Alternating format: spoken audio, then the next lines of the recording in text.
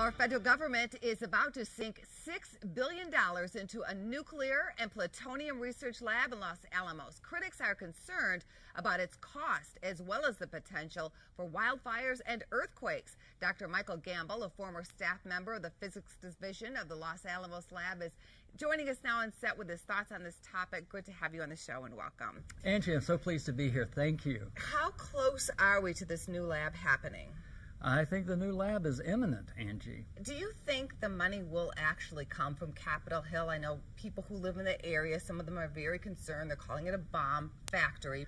I'm confident they're going to get the money because since the closing of Rocky Flats in Colorado, which was part of the nuclear complex, Los Alamos National Laboratory has taken over the stockpile or the nuclear weapons stockpile stewardship role for the country. Why do we need this?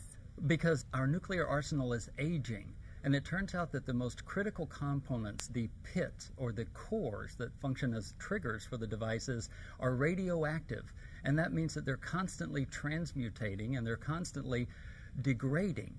So and that's where the plutonium comes in. Those cores are made from plutonium. But didn't the President of the United States as well as the President of Russia just last year sign a treaty to say that they were going to back off on nuclear weapons? Angie, it's a little bit of a shame that we're the only, that is we, the United States of America, is the only superpower that is incapable of making a new nuclear weapon.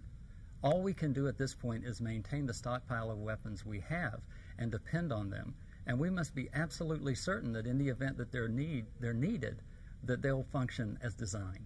I'm delighted that the concept of mutual assured destruction has maintained peace in the world for longer than any other time in modern history, and I hope that that goes forward. If you take just a minute and consider the Fukushima nuclear accident from earlier this year, and you look at the total integrated cost from that accident, it could be upwards of $1 trillion. When you look at a $5 billion facility that has been upgraded by $1 billion to ensure its safety and security, it's a bargain, Angie. So you think going ahead and spending the money to refurbish the plant is a positive, even though it's built in an area which could be prone to earthquakes?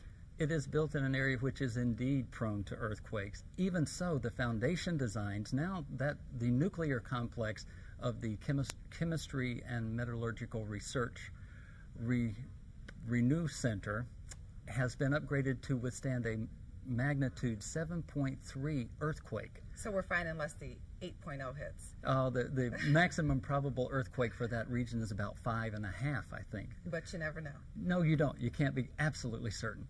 Dr. Michael Gamble, you're definitely an expert in the field on this one. You're also an author of a book called Zeroscape. Zeroscape, with a Z, yes. With a Z. It turns out Zeroscape, the plot unfolds on the very mesa where the plutonium facility at Los Alamos National Laboratory is located.